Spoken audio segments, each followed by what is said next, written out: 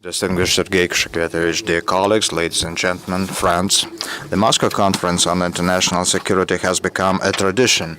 It's for the fifth time that it attracts the competent composition of participants, enabling us to discuss in depth all matters relating to global and regional security. Unfortunately, assessment of the health of the global situation, which experts provide, is not encouraging. On the contrary, so far we cannot overcome the negative trend of in the international situation. The crisis settlement mechanisms are just idling, and regions that were believed to be stable are becoming the beds of tension now. Russia is calling upon all the parties to participate in the dialogue, and we believe that the discussions on this platform will be based on this spirit. The agenda concerns all the countries, starting from the Middle East to the Pacific region. However, it is quite reasonable that international terrorism is the focal point of the agenda, because the unprecedented actions of the terrorists challenging the entire civilization represents a systemic challenge to our world order based on the international law and norms of civilized behavior. A few months ago, the radicals in Syria and Iraq found themselves too close to the seizure of a major Middle East capital. If they had succeeded, they would have become closer to the utopic idea of creating a global caliphate based on extremist ideology and Middle Ages forms of life organization. And to prevent such a development,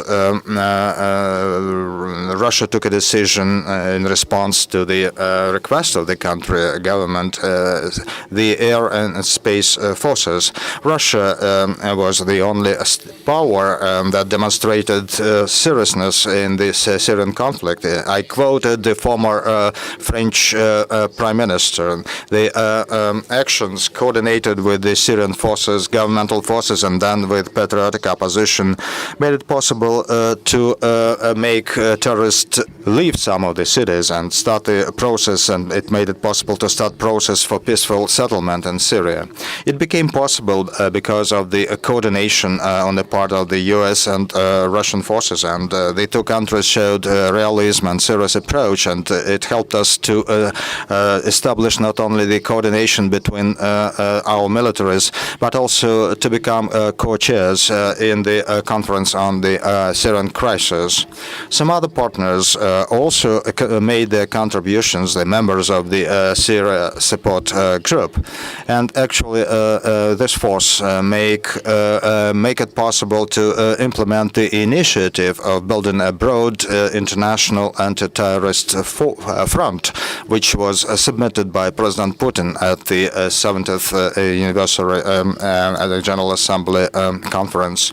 Certainly it will require great efforts, but we need to make our correction work and give up those actions and political decisions that really pushed the Middle East and North Africa into degradation with unclear outcome. And I'm talking about the recognition, not only in words, of the cultural and political diversity of the world and the right of the people to determine their fates without any pressure from outside with their recipes and values. Otherwise, extremists will continue recruiting supporters of ISIS, and actually that's the only way for the nations to defend their sovereignty, the nations that do not top the ranking lists now. We should stop attempts of the terrorists to seize new positions in the balance of forces, or just to settle scores with unfavorable regimes. It's very dangerous to paint the Middle East conflict into into religious conflict. I mean the conflict between Sunnis and Shiites. And the bet on the creation of mono-confessional societies is an inadmissible recipe now, and may protract conflicts for decades. In any country, Syria, Iraq, Yemen, Libya, settlement can be reached only on the all-inclusive basis with the participation of all ethnic and confessional groups as well as political factions. Based on that, we keep on insisting on inviting the Syrian Kurds for the negotiations on the future of their country and in full compliance with the UN resolutions 2254 on the peaceful resolution of the Syrian conflict. And the danger of using chemical weapons by ISIS and is also in existence. We know that the terrorists got access to some technical documentation, have the capacities to manufacture chemical weapons. They employ foreign experts. In this respect, in early March, Russia started an initiative so that the International Conference on Disarmament could start drafting a convention on countering chemical terrorism. A lot of partners were interested, and there were even proposals to broaden the convention and include the provisions to counter biological terrorism into that convention. I'm certain that if the ideas are implemented, the international community will be provided with a very powerful instrument to counter all those threats. Russia is interested in building a prosperous and democratic Middle East, and we proceed from the premise that our international partners are also guided by this idea. Its implementation, without any doubt, will help us to stop the conflict in the Israeli and Palestinian area, and it will bring Palestinians and Israelis back to the table of negotiations. We will generate some other ideas in order to diffuse the situation in the Middle East and North Africa. In particular, recently we handed over to interested countries new draft of ensuring security in the Persian Gulf. In many other regions, the situation is also unstable, including Afghanistan. Afghanistan is also affected by the poisonous influence of ISIS. A special role in repulsing those attempts is given to the further cooperation with Central Asian countries, with China, India, Pakistan, and first and for all in the framework of the Collective Security Treaty Organization and in the framework of the Shanghai Cooperation Organizations. And Afghanistan and other neighboring countries are represented there. And I would like to welcome Mr. Karzai, who is present here, and yesterday we had a very useful talk with him. We are also deeply concerned with the development of the situation in the Korean Peninsula and the rejection by Pyongyang any concerns of the international community. We believe that the North Korean side will stop short of reckless actions and will stop trying to achieve a nuclear status, which is quite illusionary. It is also counterproductive on the part of various countries to make use of the situation as a pretext for the build-up of the military presence in Northeast Asia.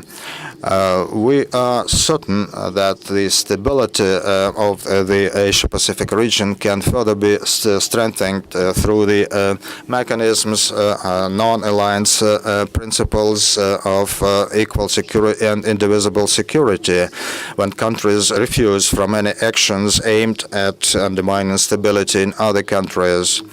It is also fully relevant and in the framework of the East Asian summits, the continuing holding summit meetings that would assess the Asia-Pacific security matters.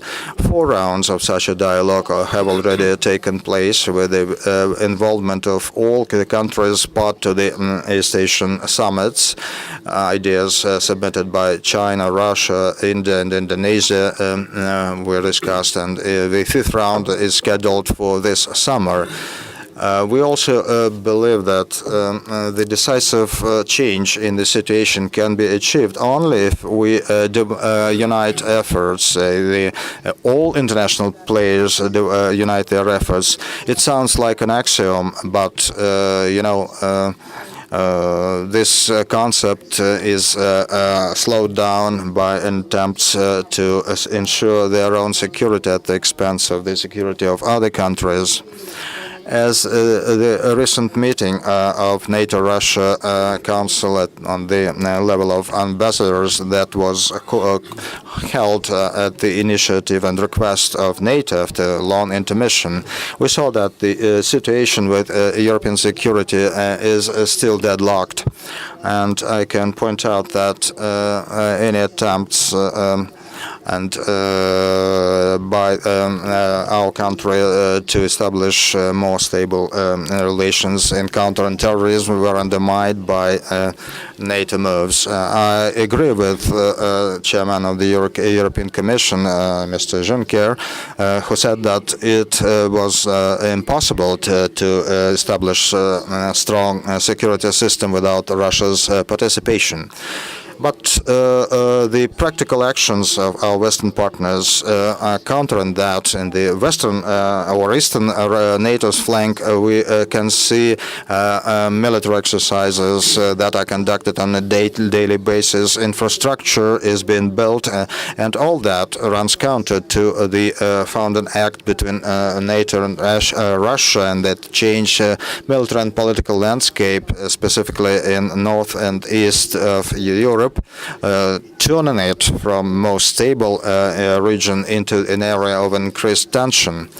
Another significant destructive factor that poses risks for strategic stability is the U.S. and their allies' actions in attempting to build a global anti-ballistic missile. And the addressment of their concerns about the Iranian nuclear program didn't change their plans.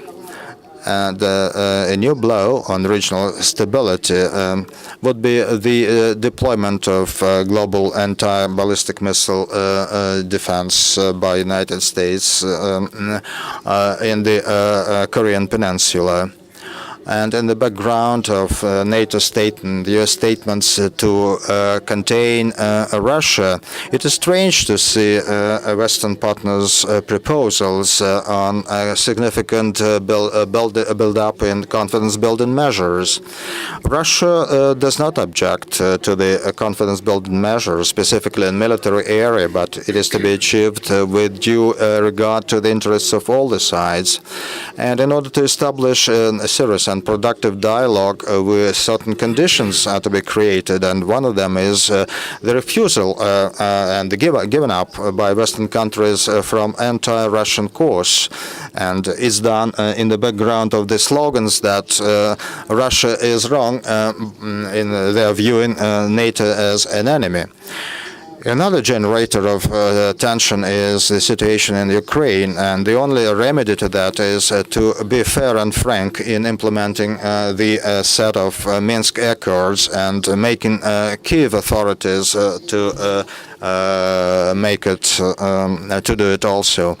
Our Western partners, I think, are realizing that, but they do not admit it openly, trying to persuade Kiev just backstage.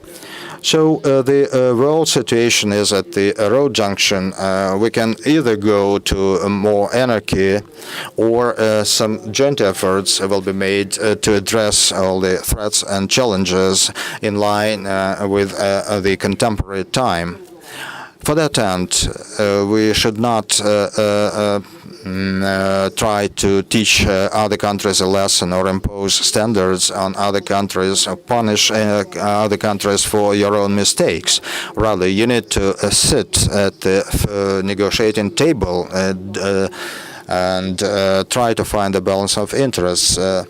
The refusal of honest dialogue testifies to the fact that the other side has no arguments to put forward or is not willing to find compromises. Russia is firm in its position to follow the way of equal dialogue and will act responsibly and take an initiative when it is necessary. Thank you.